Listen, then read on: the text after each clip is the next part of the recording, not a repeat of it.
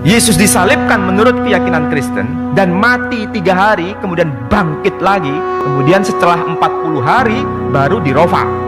Peristiwa mengenai kebangkitan itu sebetulnya tidak valid, tidak betul-betul terjadi, tidak betul-betul terjadi.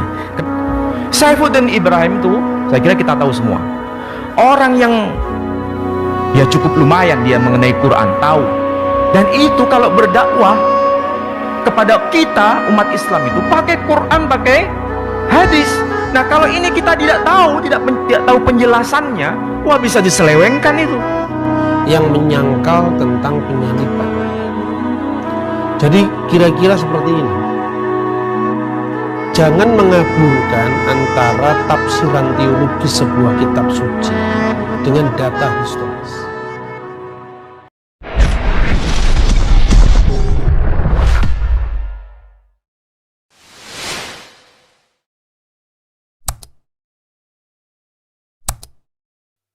Ini kalau tidak salah ini namanya hari kenaikan Isa Al-Masih. Ini sebetulnya kita ada kesamaan. Kristen dan kita mengakui Nabi Isa atau Jesus Christ atau Yesus Kristus itu memang dirofa secara fisik. Tapi bedanya kalau pada saat Yesus disalibkan menurut keyakinan Kristen dan mati 3 hari, kemudian bangkit lagi, kemudian setelah 40 hari baru dirofa. Kalau keyakinan Muslim tidak begitu. Ketika beliau dikejar-kejar oleh Bani Israel, kemudian Allah langsung mengangkatnya, tidak melalui kematian dan tidak melalui kebangkitan. Nah, apakah betul keyakinan mereka kebangkitan itu ada? Ini agak aneh, makanya saya bawakan dokumen. Kebiasaan saya kalau saya menjelaskan itu pakai dokumen. Saya nggak mau bercerita seperti orang mendengar dongeng, saya nggak mau. Supaya apa? Kita cerdas, iman yang bernalar, dan dokumennya ada, bisa dicek.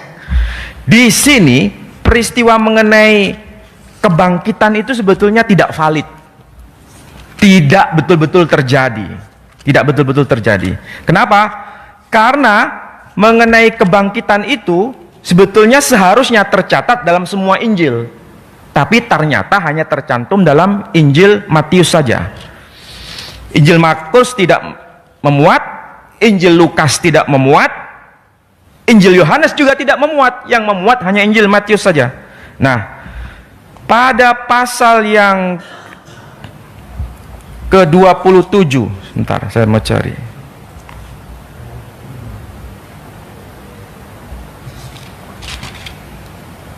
Nah, di sini ada pernyataan begini. Keesokan harinya, yaitu sesudah hari persiapan, datanglah imam-imam kepala dan orang-orang Farisi bersama-sama menghadap Pilatus. Dan mereka berkata, "Tuan, kami ingat bahwa si penyesat itu," nah, ini keyakinan orang Yahudi, jadi Nabi Isa itu dianggap penyesat. Si penyesat itu sewaktu hidupnya berkata, "Sesudah 3 hari aku akan bangkit. Karena itu perintahkanlah untuk menjaga kubur itu sampai hari yang ketiga. Kalau tidak, murid-muridnya mungkin datang untuk mencuri dia, lalu mengatakan kepada rakyat, ia telah bangkit dari antara orang mati, sehingga penyesatan yang terakhir akan lebih buruk akibatnya daripada yang pertama." Jadi memang ini sudah ada peristiwa besar. Jadi orang-orang Yahudi mengatakan dia itu penyesat. Dan di situ ada peristiwa yang namanya kebangkitan menurut keyakinan Kristiani. Maka kemudian di sini ada ayat yang kedua dari pasal 28. Maka setelah hari Sabat lewat, menjelang menyingkirnya fajar pada hari pertama minggu itu, pergilah Maria Magdalena dan Maria yang lain menengok kubur itu. Maka terjadilah gempa bumi yang hebat, sebab seorang malaikat Tuhan turun dari langit dan datang ke bumi, ke batu itu, dan menggulingkannya lalu duduk di atasnya. Wajahnya bagian kilat dan pakaiannya putih bagian salju, dan penjaga itu gentar ketakutan dan menjadi seperti orang-orang mati. Kemudian malaikat itu berkata, "Ia tidak ada di sini, sebab ia telah bangkit sama seperti yang telah dikatakannya. Mari lihatlah tempat ia berbaring." Nah, kemudian di sini ada ungkapan Dan pergilah dan katakanlah kepada muridnya bahwa ia telah bangkit dari antara orang mati. Yesus kemudian bangkit dari kubur dan masuk ke kota Yerusalem, dan orang-orang kudus pun semua bangkit menuju ke kota Yerusalem. Jadi yang bangkit itu sebetulnya bukan hanya Yesus, tapi orang-orang kudus semua bangkit ke kota Yerusalem. Ini menurut catatan Injil Matius. Pertanyaannya sekarang, kalau Yesus bangkit dan orang-orang kudus bangkit ke Yerusalem, Yerusalem itu bukan kota seperti kota Sidoarjo, tapi kota seperti kota Jakarta. Yerusalem itu kota metropolitan. Kalau orang-orang kudus semua bangkit, kira-kira yang melihat satu orang, dua atau dua orang? Banyak orang. Tapi apakah betul keyakinan Kristen meyakini begitu? Tidak. Ini ayat ditafsirkan begini, yang bangkit secara fisik itu Yesus, tapi orang-orang kudus bangkit masuk Yerusalem itu metafora. Ini kan berarti pilih-pilih begini, iya kan? Berarti ini penafsiran yang tidak konsisten. Apalagi catatan mengenai kebangkitan orang kudus masuk ke Yerusalem seharusnya tercatat dalam dokumen yang lain, tetapi Markus tidak menyebut, Lukas tidak menyebut, Yohanes tidak menyebut. Sejarawan Yahudi abad pertama yakni Flavius Josephus juga tidak menyebut mengenai peristiwa itu. Tidak ada kebangkitan itu. Berarti ini hanya merupakan hayalan dari Matius saja. Berarti apa yang berkaitan dengan kebangkitan itu betul-betul dokumennya tidak valid, hanya merupakan zon, angan-angan saja. Dan sebagaimana Quran juga mengatakan begitu. Jadi sekali lagi Bapak Ibu sekalian, ini Quran sudah mengatakan begitu. Mengatakan apa? Bahwa kita percaya adanya orang yang luar biasa, yakni Isa Al-Masih, tapi diyakini secara keliru. Dan ini kita harus luruskan, sebab jangan sampai kita menjadi korban mengutip ayat-ayat Quran seperti ini nanti diselewengkan, seperti kasus yang menimpa pada Saifuddin Ibrahim. Saifuddin Ibrahim itu saya kira kita tahu semua, orang yang ya cukup lumayan dia mengenai Quran, tahu.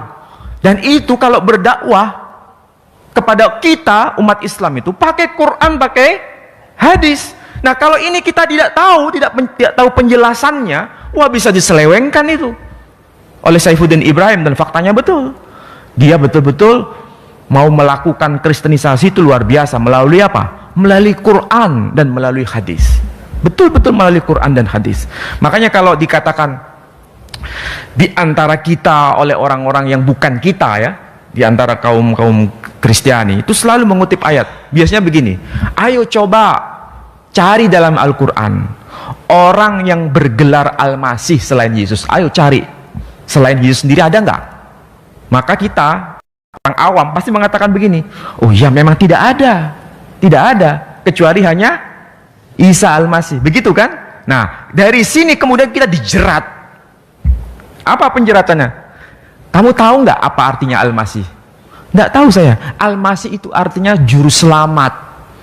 Jadi kalau yang menjadi juru selamat satu-satunya itu adalah Yesus Kristus. Nabimu sendiri itu tidak bisa menyelamatkan. Sejarah yang menyangkal tentang penyaliban.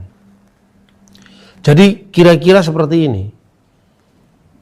Jangan mengaburkan antara tafsiran teologis sebuah kitab suci dengan data historis. Bahwa ada penyangkalan tentang penyaliban Yesus itu pernah terjadi pada kelompok yang namanya kelompok Gnostik. Tapi ini tidak pernah menyangkal dalam makna bahwa Yesus tidak disalib, tidak. Sebab orang Gnostik itu memahami bahwa Yesus itu tidak benar-benar jadi manusia.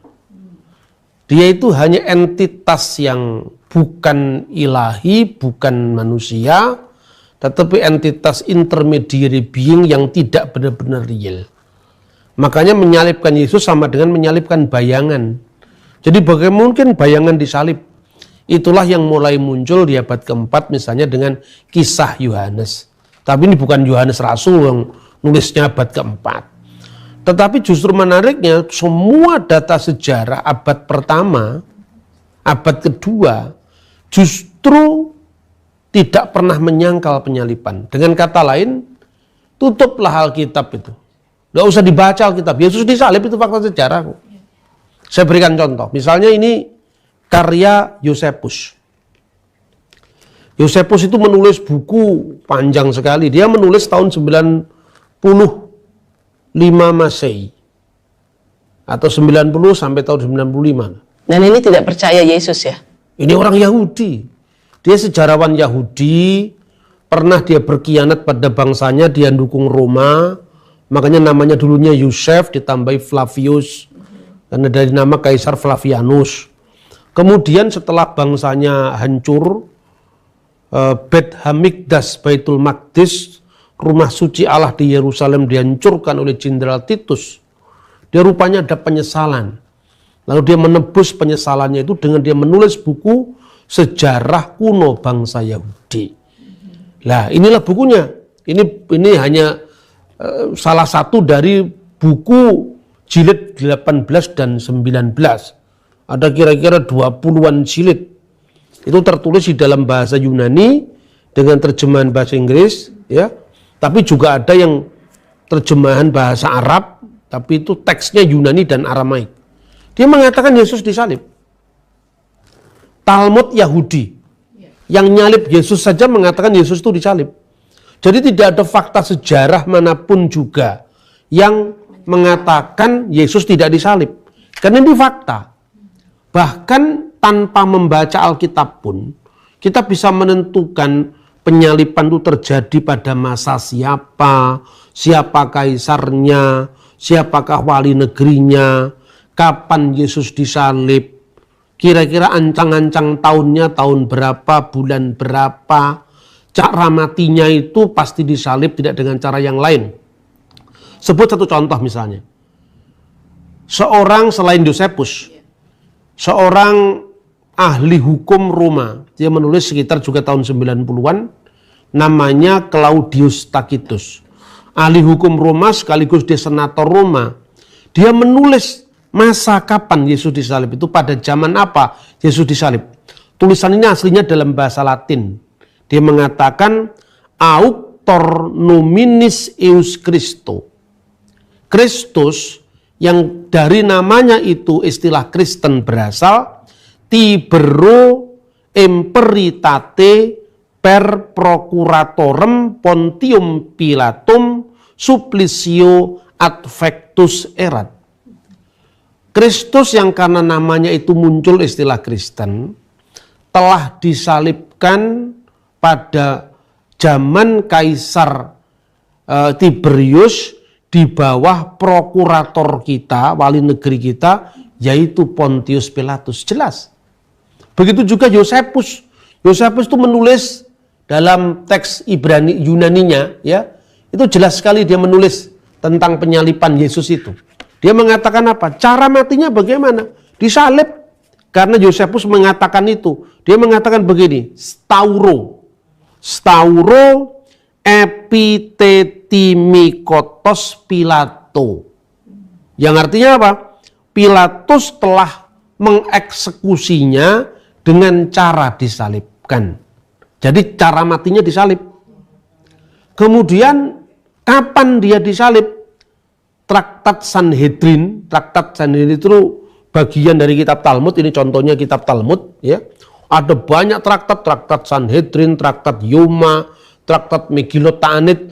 Pada traktat Sanhedrin 43a, dia mengatakan jelas bahwa Yesus itu matinya digantung BRF Pesah pada persiapan Paskah. Nah, Paskah yang dimaksud di sini bukan Paskah Kristen, tapi Paskah Yahudi, yaitu Paskah keluaran dari tanah Mesir yang dirayakan setiap malam tanggal 15 bulan Nisan, kira-kira bulan purnama Paskah Yahudi.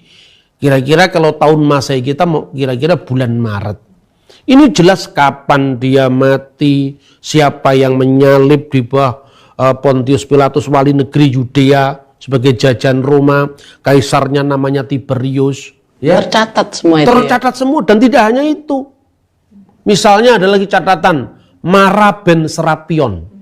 Dia ini adalah filosof Stoa yang hidup di Syria pada saat itu. Dia membandingkan kematian Plato, Sokrates, kematian Sokrates yang dicatat Plato seperti kematian Yesus. Dia raja orang Yahudi itu telah disalibkan. Hukumannya apa? Bangsa Yahudi terpencar-pencar di seluruh dunia setelah dia kalah perang. Itu nulisnya dekat dengan peristiwa. Jadi artinya hampir semua data sejarah mencatat itu. Ada lagi catatan seorang sejarawan, kira-kira agak akhir tuh tahun 170, namanya Lucianus dari Samosata. Dia mengatakan apa? Kaum Kristen itu seperti yang kamu tahu menyembah seorang sampai hari ini yang mengemukakan ritus baru dan disalib karena alasan itu. Itu semua lengkap dan memang di abad pertama seorang yang dianggap kriminal itu matinya disalib. Kalau dia warga negara Roman, matinya dipotong kepalanya. Karena waktu itu kan ada hukum yang disebut hukum yang berlaku bagi orang Roma. Itu namanya kira-kira ius Romanum. Paulus itu warga negara Roma, makanya sama-sama dianggap kriminal, bagi orang Yahudi matinya dipenggal.